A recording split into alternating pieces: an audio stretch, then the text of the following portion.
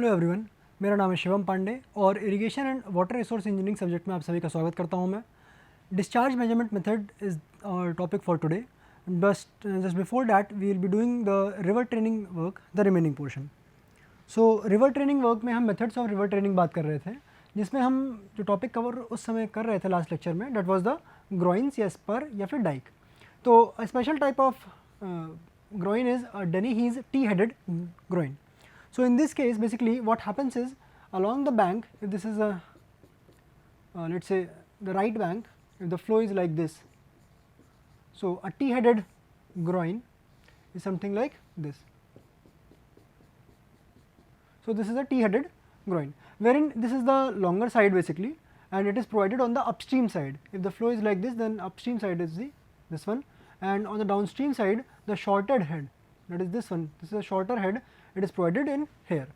So you can see here the longer arm is provided on the upstream, that is this side, and the shorter arm is provided on the downstream, that is this side. So the flow takes place like this. So इससे फ़ायदा क्या होता है इस Dennehy's T-headed groin से, is that because of this length of the T-headed groin, what happens is it covers a large part of protection for the bank. तो अगर मैं ये 100 मीटर का बना देता हूँ, then what happens is the remaining around 800 meter to 1000 meters is covered with the help of this T-headed groin, जो कि बाकी सब में नहीं हो पाता था. So this will be trying to guide the path along this 100 meter flow, this 100 meter path there. तो इस 100 मीटर का पाथ कवर करके then it will be moving forward. So कुछ और important point यहाँ पे देख सकते हैं हम लोग. These groins project from the marginal bunds.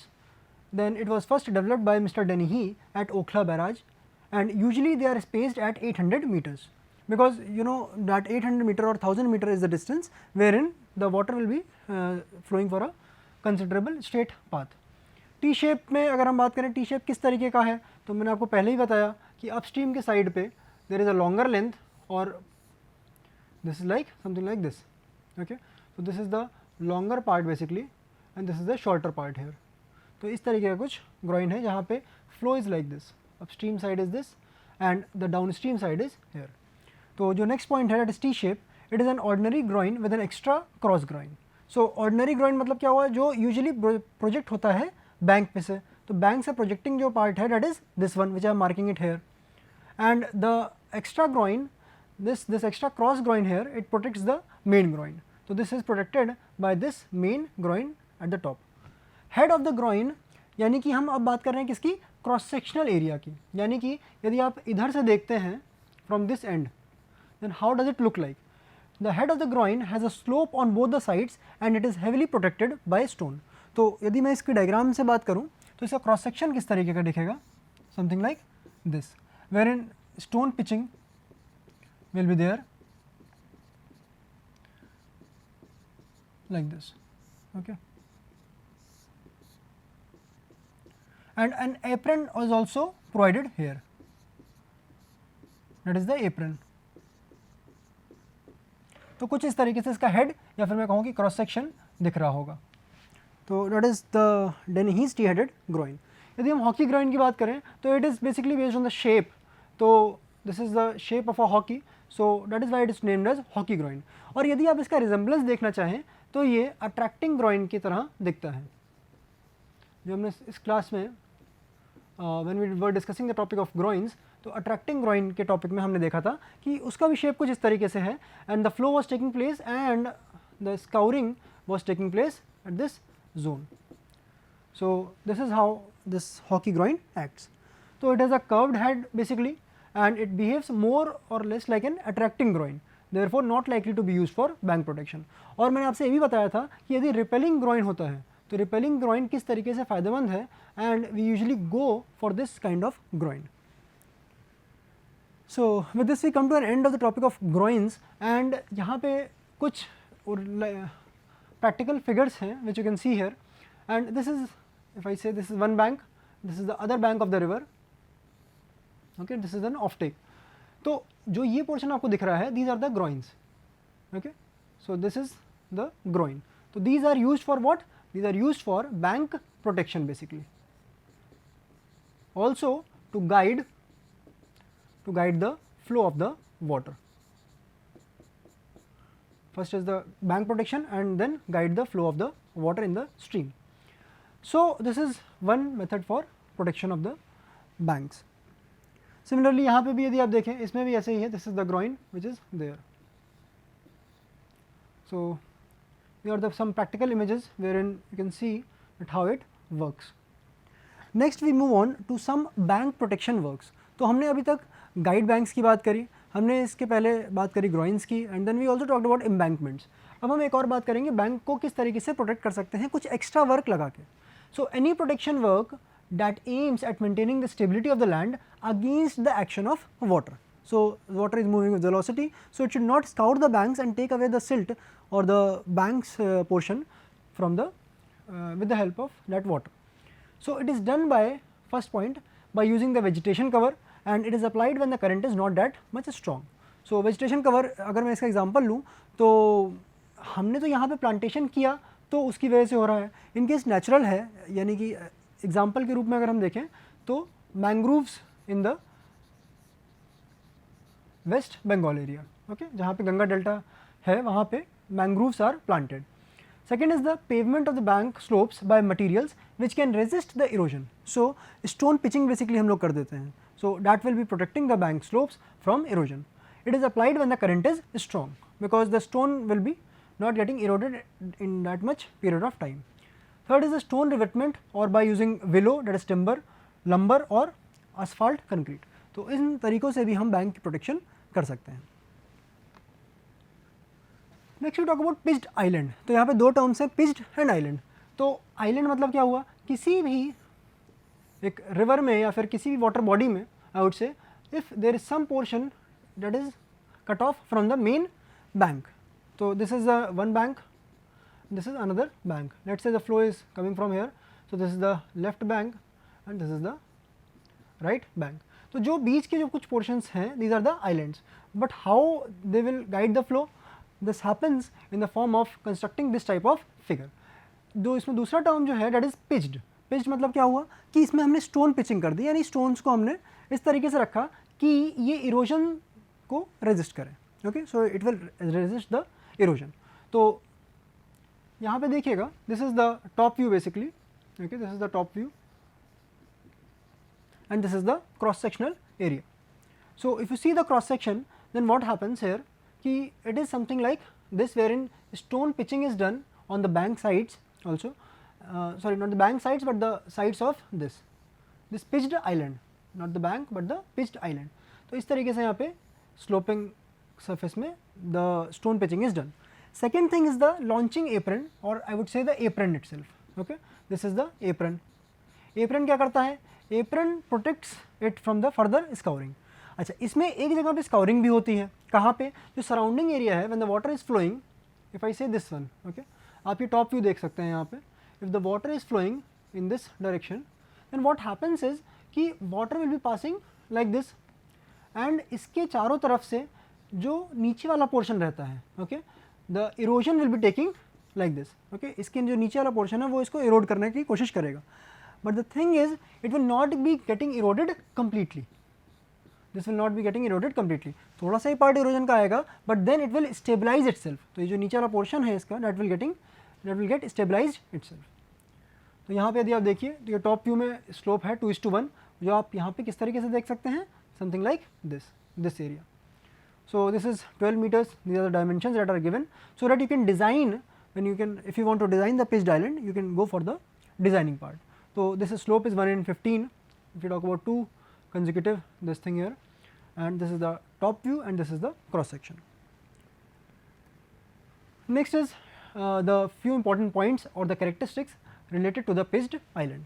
It is an artificially created island in the riverbed and it is a sand core. जो आपने बीच में portion देखा था, this one here, it is a sand core. या फिर मैं यहाँ पे दिखाऊँ तो this is the sand core. अच्छा, sand core है but sides में क्या है, with the boulders along its sides and the slopes. तो boulders is there along the side and slope and it is protected at the toe by a falling apron. तो जो ये portion है toe end का, that is protected by the apron. Next point is, after its construction what happens is tractive force or the frictional force I would say near it starts increasing rapidly, thereby forming a deep scour around the island, and eventually it draws the river channel into itself and holds it permanently. तो जो नीचे वाला portion है उसमें scouring होगी जो मैंने अभी आपको बना के दिखाया, and then the formation will be such that it is permanent and stable. So, this is one method of pitched island. It is not very much successful in shallow and wide rivers, wherein the obstruction caused by the river is so small that scour cannot form. In case of flashy rivers also it is not successful. Why? Because while rising it is filled up quickly during falling stage. Okay? The scour which is formed जो हमने बात करी थी कि in this zone जब flow यहाँ पे हो रहा है, then the scour will be getting formed. When the scour is getting formed, then it has to stabilize during its period. तो flashy river में क्या होगा, the water is very much fast. So as soon as the erosion takes place, another backward portion of the water will be taking the silt with it and it will be depositing it there itself. तो उस case में क्या होगा, that erosion part will be getting filled up. So यहाँ पे भी ये successful इतना नहीं है. Next is bandaling. Bandaling is what? It is a form of obstructing the water. So something like these bamboo structures are used and they are connected like this by the horizontal members here, something like this, and similarly like this. You can see it here also. And these are portions. तो water यहाँ से pass तो करेगा but बहुत ही कम मात्रा में. दूसरी चीज़ ये किस काम के लिए होगा? This is used for the depth increase of depth in this channel. तो कुछ important points अब देखते हैं यहाँ पे. It is done to maintain the suitable depth for navigation. What is a bandal basically? A bandal consists of a framework of bamboos driven in the river bed and set 0.6 meter apart with horizontal ties supported by struts placed at 1.2 meter. तो ये तो रहे कुछ dimensions जो कि आप इस diagram में यहाँ पे देख सकते हैं कि they are placed at some spacing and these horizontal members are also placed at some spacing. Okay. So this is the bandal, that is a framework. Entire framework is called as the bandal. The bandals don't stop the flow of water but merely provides an impediment to the flow. और आपने वहाँ पे देखा भी था कि there are gaps in between और आप पूरी तरीके से cover नहीं कर पाएंगे उसको. So it only provides the resistance to the flow. So with this we have come to an end of the river training process, and now we will be moving on to the last topic of this module, that is the stream flow measurement. So why do we want to measure the stream flow? So that we can determine the discharge and then we can move accordingly and go for the sustainable practices and design for the floods also. Science and the practice of water measurement is known as hydrometry. Second point is that among different parts of the hydrological cycle, which you have already studied in the first unit, stream flow measurement is the only part which can be done easily and successfully, okay, and very much accurately. Next point यहाँ पे आप देखिए stage और gauging का. तो stage क्या होता है? Stage is nothing but the water surface elevation. If I talk about a river, then at what level is the water in the river? तो river bed से कितना ऊपर है पानी? That is called as the stage. यहाँ पे जब मैंने बोला कि river bed से कितना ऊपर है पानी, यानी मैंने यहाँ पे मान रखा है कि datum is the river bed. तो any datum which is there, उसके ऊपर कितना भी पानी है, that is called as the stage of the river. Measurement of the stage जो उसका process है उसको हम बोल देते हैं gauging. So these are the two terms which you will be seeing in the later stages of this topic. First let us talk about the measurement of velocity. तो जब भी हम discharge की बात करते हैं तो you will be easily seeing this term, okay, q is equal to a into v. तो velocity यदि आप determine कर लें तो cross section की मदद से, that is the cross sectional area of the channel at a particular section, okay, that is the cross sectional area. तो v की वैल्यू अगर आपके पास है तो you can easily find out the discharge. तो it can be found out by some or few methods. First is the float, which is a simple floating device which floats along with the river surface. So if you see the top view of a river, this is the top view of a river, and if the flow is taking like this and you say that the velocity of flow is in this direction, then you can simply place a float here and it will be moving as per the velocity of the flow. तो जिस तरीके की flow की velocity होगी जिधर की तरफ भी होगी, it will be getting placed there.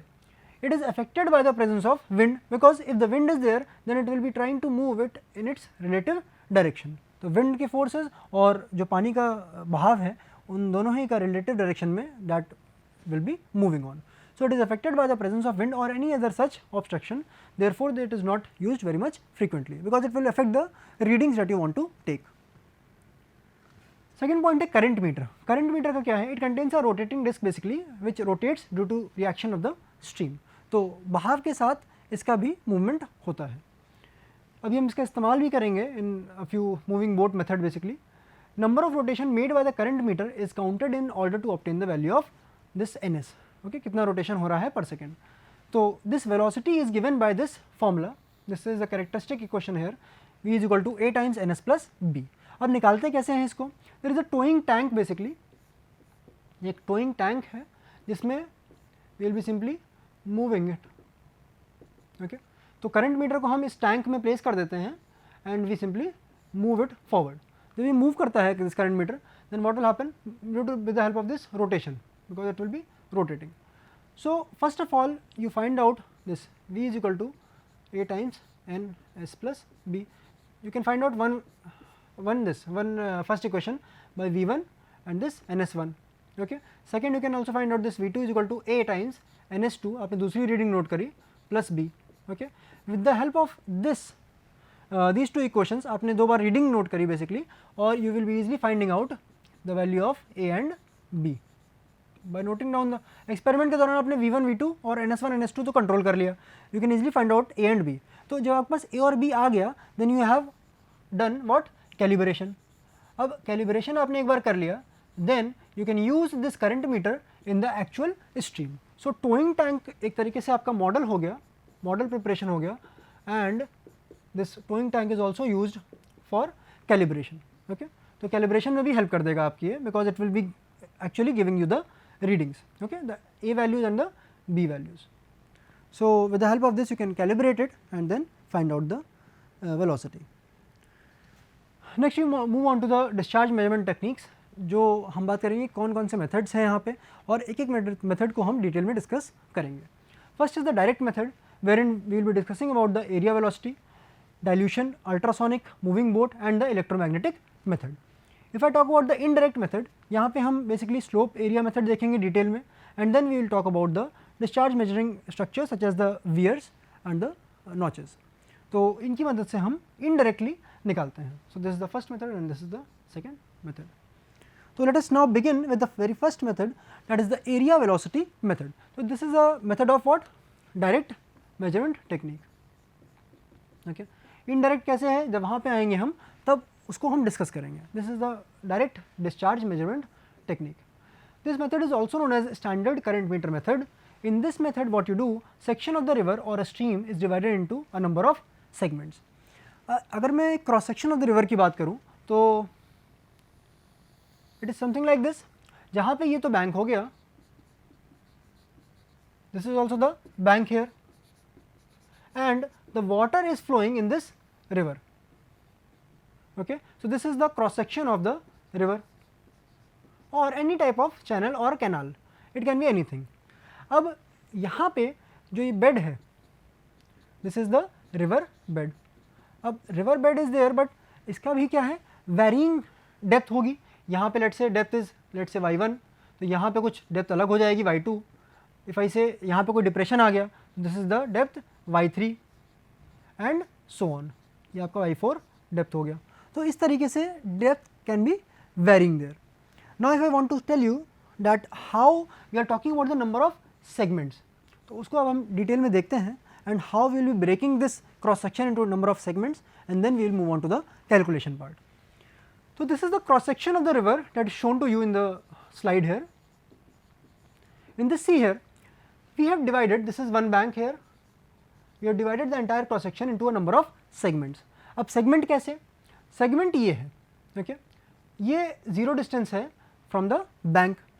यदि मैं इससे लेट से 1 मीटर दूर जाता हूँ and what I do at a distance of 1 meter, I will be measuring the depth at this 1 meter distance. मैं एक काम करता हूँ, मैं 1 मीटर और आगे बढ़ता हूँ अलॉन्ग द क्रॉस सेक्शन, मैं 1 मीटर और आगे बढ़ता हूँ और 2 मीटर पे मैंने क्या किया, फिर से मैंने एक ये मेजर किया एक और डेप्थ. लेट्स से अब मैं यहाँ से 1.5 मीटर और आगे बढ़ता हूँ from the second point and at I move at a distance of 3.5 meter from the bank here. अब मैं 3.5 मीटर आगे आ चुका हूँ, यहाँ पे मैंने एक डेप्थ मेजर करी, डेट इज़ y3। तो ये तो अलग अलग डेप्थ हो जाएंगी, और जैसे हम आगे बढ़ते रहेंगे ऐसे हमने यहाँ पे भी डेप्थ मेजर करी and we are measuring the depth here. तो जहाँ जहाँ पे आपको y टर्म दिख रहा है that is nothing but the depth at that section in the river. हमने एक क्रॉस सेक्शन ले लिया, उस पर हम अलग अलग जगहों पे डेप्थ देख रहे हैं। Okay, next thing is what, कि कितना डिस्टेंस है, ये मैंने आपको बताया कि 1 मीटर पे है। Okay, this is at what 2 meters, तो W2 will be equal to what, it will equal to 2 minus 1 that is 1। यहाँ मैंने आपसे बोला था कि ये 3.5 मीटर की दूरी पे है फ्रॉम द बैंक, तो W3 will be equal to what 1.5 meters. तो इस तरीके से W1, W2, W3 you will be knowing it beforehand only.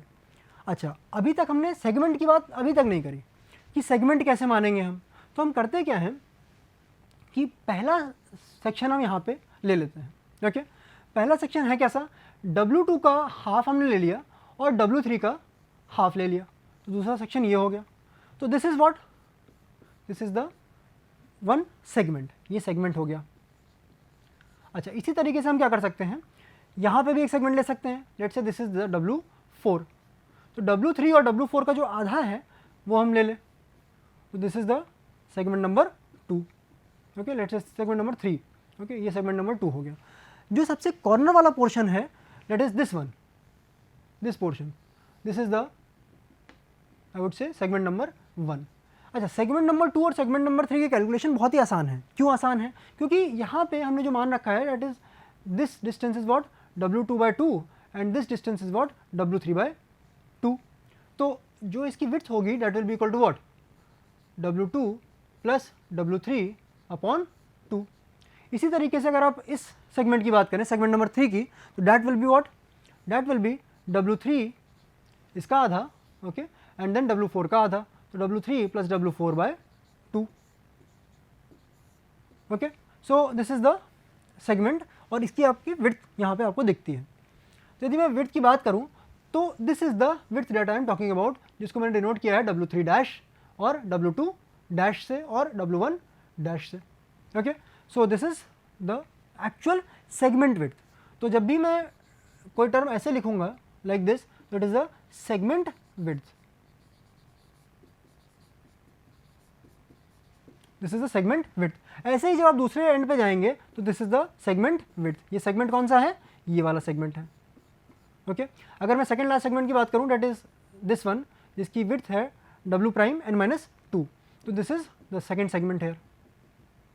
अच्छा, यहाँ तो ये बात हो गई, हमने तीन टर्म्स इंट्रोड्यूस किए, एक है डेप्थ, एक है किस डिस्टेंस पे आप जा रहे हैं bank say that is W, and हमने एक डिस्कस किया W डैश या W प्राइम। तो that is what, that is the segment width. तो हमने अलग अलग सेगमेंट्स ले लिए। अब अलग अलग सेगमेंट्स में हम क्या करेंगे, हम अलग अलग सेगमेंट का एरिया और वेलोसिटी के हिसाब से बात करेंगे। तो see here, first of all what we do, हमारे पास segment number 1, segment number 2, segment number 3 and so on till segment number n-1। ये हमारे पास सेगमेंट्स आ गए। Now what you do here that हर एक सेगमेंट का आप डिस्चार्ज निकाल लीजिए और सभी डिस्चार्जेस को आप ऐड कर दीजिए। तो एक particular cross section of the river पे गए हम लोग, वहाँ पे हमने अलग अलग इसको सेगमेंट्स में डिवाइड किया, हमने हर सेगमेंट का एक इंडिविजुअल डिस्चार्ज निकाला and then we move on to find out the total discharge, that is the summation of the segmental discharge. अच्छा, अगर मैं बात करूँ सेगमेंटल डिस्चार्ज की, तो ये क्या होता है, discharge is nothing but area into velocity. अच्छा, अगर मैं वेलोसिटी की बात करूँ तो आपको तो पता है कि हर एक सेक्शन पे कुछ ना कुछ अलग वेलोसिटी होगी, that is given by this VI, because मैं एक I पार्ट की बात कर रहा हूँ। ओके, तो that is V basically. Then अगर मैं एरिया की बात करूँ तो इस पर्टिकुलर सेक्शन को अगर आप देखिए, ओके, तो इट इज़ व्हाट, डेप्थ कितना है यहाँ पे, Y2 है। Okay, second thing is the this, इस सेक्शन की विड्थ कितनी है, इट इज़ W2 डैश, तो ये क्या हो जाएगा W2 dash into Y2 into V2। तो अगर मैं Q2 की बात कर रहा हूँ तो कुछ इस तरीके से होगा, ये W2 dash into this Y2 into V2। तो इस तरीके से हमने एक सेकंड का निकाला, ऐसे ही हम थर्ड का निकालेंगे, फोर्थ का निकालेंगे एंड सो ऑन, ऐसे ही फर्स्ट का भी निकलेगा। अच्छा, मैंने अभी तक आपको ये बता दिया कि W2 डैश कैसे निकलेगा, W3 डैश कैसे निकलेगा, even W dash n minus 2 कैसे निकलेगा। बट अभी तक हमने ये नहीं चर्चा करी कि W1 dash and this last segment, इन दोनों का कैलकुलेशन कैसे होगा। तो यहाँ पे तो मैंने आपको बताया कि this is simply the average of the subsequent two sections. एक जो रिमेनिंग पोर्शन है that is this one, okay. ये कैसे आई वैल्यूज़, ये कौन से सेगमेंट्स हैं, ये सेगमेंट नंबर 1 है and this one is the last segment और द ऑपोजिट बैंक सेगमेंट। तो ये इसकी वैल्यू, इस सेगमेंट की जो विड्थ है ये आपको कैसे पता चलेगी, इसको अभी हम आके देखते हैं। तो हमने यहाँ पे किया क्या कि this has been assumed as a triangle, इसको हमने एज अ ट्राइंगल माना और सिमिलरली हमने इसके लिए भी सॉल्व किया। तो अब हम करते क्या है, हम इस वाले को सिर्फ समझेंगे और यही आप यहाँ पे रेप्लिकेट कर सकते हैं। तो चलिए हम पहले इस सेगमेंट को पकड़ के समझते हैं कि ये W1 डैश की वैल्यू आई कैसे। Okay, this is the W1 dash. तो यहाँ पे देखिएगा this segment has been assumed as a right angle triangle. अगर मैंने अज्यूम किया है तो यहाँ पे इसकी विड्थ कितनी है, W1 and this is W2/2, क्योंकि हमने यहाँ पे इसको कितना पे माना था, इट इज़ हाफ। W2/2 इधर है और W2/2 इधर है। So you can see it here that is W1 and W2/2।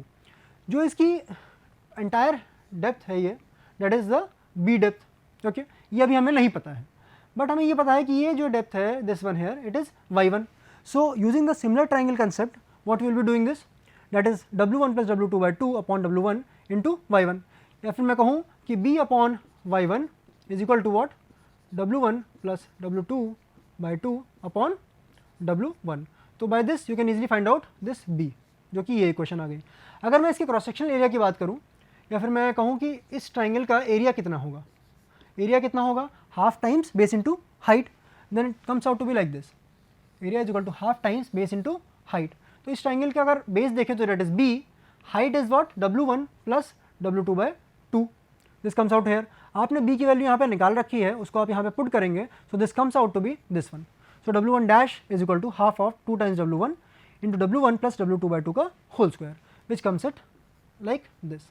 तो इसी तरीके से लास्ट सेगमेंट का भी होगा and you will be easily finding out the different values. तो यहाँ पे आज हम इस लेक्चर को यहीं पे रोकते हैं और नेक्स्ट क्लास में we will be discussing with this numerical. Thank you for today.